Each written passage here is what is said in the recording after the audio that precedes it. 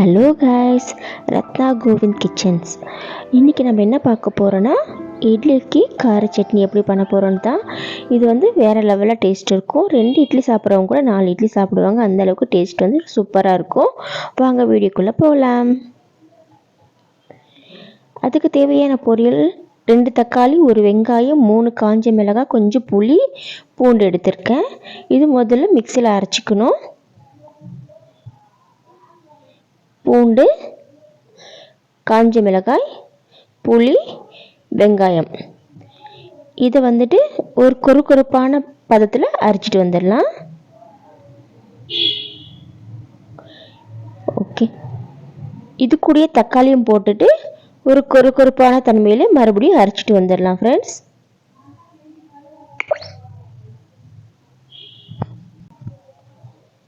பாருங்க, ரெடி ஆயிடுச்சு.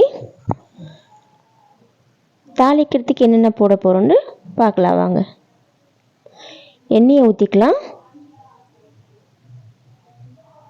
நல்லெண்ணெய் யூஸ் பண்ணுறதா இருந்தால் பண்ணுங்கள்.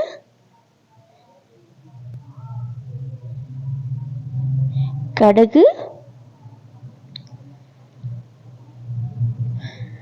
வெந்தயம், சீரகம் ரெண்டுமே போட்டிருக்கேன். கொஞ்சம் கருவேப்பிலை.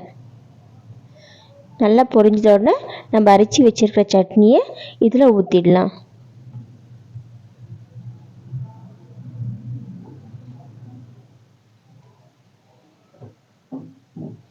ஒரு டம்ளர் தண்ணி ஊற்றிருக்கேன். 2 தக்காளி பழம் எடுத்திருக்கோம். அதனால நான் 1 டம்ளர்லேருந்து 1.5 டம்ளர் வரைக்கும் எடுத்துக்கலாம். தேவையான அளவு உப்பு போட்டுக்கலாம். நல்லா மிக்ஸ் பண்ணிவிடுங்க. உப்பு காரம் எப்படி இருக்குன்னு செக் பண்ணி பார்த்துட்டு கம்மியாக இருந்தால் கொஞ்சமாக மிளகாய்த்தூள் யூஸ் பண்ணிக்கோங்க. தேவையான அளவு உப்பு பார்த்து போட்டுக்குங்க. இது கொஞ்சம் காரமாக இருந்தால் தான் நல்லாயிருக்கும். காரம், புளிப்பு எல்லாமே இருக்கும் இதில். நம்ம இதில் கொஞ்சமாக வெல்லம் ஆட் பண்ணிக்கலாம். ஒரு அரிசி மாவு 1 ஸ்பூன் தண்ணி கரைச்சி வச்சுருக்கேன். 1 ஸ்பூன் மாவு இதில் ஆட் பண்ணிக்கலாம். இது ஆட் பண்ணும்போது இந்த தக்காளி சட்னி கொஞ்சம் திக்காகும்.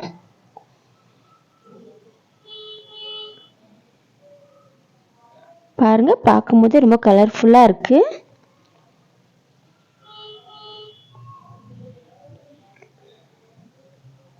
சூப்பராக ரெடி ஆகிட்டு வருது. இதே மாதிரி நீங்களும் ட்ரை பண்ணி பாருங்கள். 2 இட்லி சாப்பிட்றவங்க கூட 4 இட்லி சாப்பிடுவாங்க. அதுக்கப்புறம் இந்த தோசைக்கெல்லாம் செம்ம காம்பினேஷனாக இருக்கும். தோசைக்கு யூஸ் பண்ணலாம், நல்லாயிருக்கும். மறக்காமல் நம்ம சேனல் சப்ஸ்கிரைப் பண்ணிவிடுங்க ஃப்ரெண்ட்ஸ். தேங்க்ஸ் டு வாட்சிங். வீடியோ பிடிச்சிருந்தா மறக்காமல் லைக் பண்ணிவிடுங்க.